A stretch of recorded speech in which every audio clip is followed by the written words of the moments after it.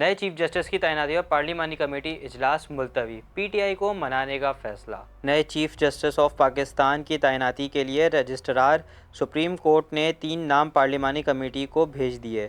سرائے کے مطابق 3 سینئر ججز کے نام پارلیمانی کمیٹی کو بھجوائے گئے ہیں، جن میں موسٹ سینئر جسٹس منصور ہیں اور ان کے بعد جسٹس منیب اور جسٹس یحییٰ آفریدی ہیں۔ سپریم کورٹ کی جانب سے ایک صفحے پر مشتمل مختصر رپورٹ بھجوائی گئی، جس میں ججز کا مختصر پروفائل، تاریخ پیدائش، تعلیم، وکالت کی تفصیلات، کب جج بنے، کب ہائی کورٹ سے چیف جسٹس بنے، سپریم کورٹ میں تعیناتی کی تاریخ بھی شامل ہے۔ پارلیمانی کمیٹی کا اجلاس ہوا، جس میں سیکریٹری قانون و انصاف نے 3 سینئر ججز کے نام اور پروفائل پیش کیے۔ تاہم پی ٹی آئی اور سنی اتحاد کونسل کے ارکان اجلاس میں شریک نہ ہوئے، جس پر اجلاس رات 8:30 بجے تک مؤخر کر دیا گیا۔ کمیٹی نے پی ٹی آئی کو منانے کا فیصلہ کیا ہے اور 4 ارکان پی ٹی آئی کے پاس جائیں گے۔ خواجہ آصف، احسن اقبال، راجہ پرویز اشرف اور رانا انصار روانہ ہو گئے۔